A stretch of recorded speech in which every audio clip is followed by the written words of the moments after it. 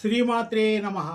బ్రహ్మవాక్కు YouTube channel ప్రేక్షకులకు స్వాగతం. గొప్పవారు తుది శ్వాస వదిలే వరకు సమాజానికి ఏదో మేలు చేసి గొప్ప విషయాలు నేర్పి తరిస్తారు.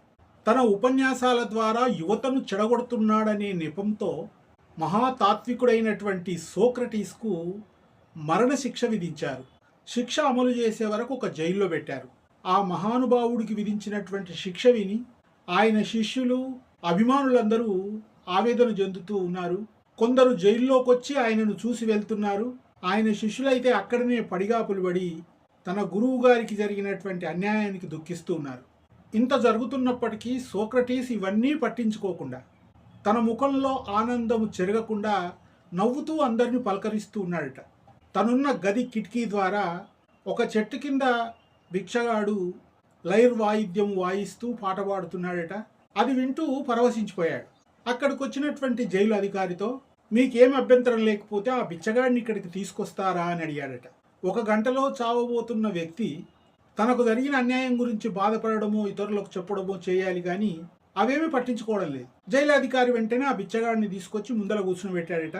1 గంటలో ఆయనకు విషపాత్ర ఇచ్చి తాగించి మరణశిక్ష అమలు చేయాలి. ఆ విషయమే పట్టించుకోకుండా ఆ బిచ్చగాడి చేతిలో ఉన్న లైర్ వాయిద్యాన్ని తీసుకొని తాను వాయిస్తూ పాట పాడడం నేర్చుకున్నాడట. అందరికి పాడుతూ వినిపిస్తున్నాడు. శిష్యులందరూ ఆవేదనతో గంటలో చావబోతున్న మీకు ఈ పాట నేర్చుకొని పాడాలని ఎందుకు అనిపించింది అన్నారట. అప్పుడు సోక్రటీసు జీవితం అంటేనే నేర్చుకోవడం, చావు గురించి ఆలోచించడం కాదు. నేను నీవు ఇక్కడున్న వారందరూ ఏనాడో ఒకనాడు చావక తప్పదు. బతికున్నంత వరకు ప్రతి క్షణము అత్యంత విలువైనటువంటిది. ఎప్పటికప్పుడు తనకు తెలియని విషయాలను తెలుసుకోవడము అత్యంత అవసరమైన విషయం.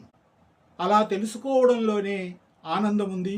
గంటకు ముందు లైర్ వాయిద్యం ఎలా వాయించాలో తెలియదు, ఆ పాట ఎలా పాడాలో తెలియదు.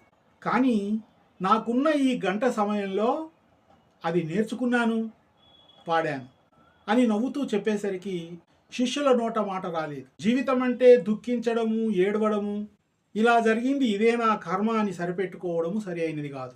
భక్తి, ధర్మము, సద్గుణాల ద్వారా మాత్రమే మానవ జీవితము సార్థకమవుతుంది.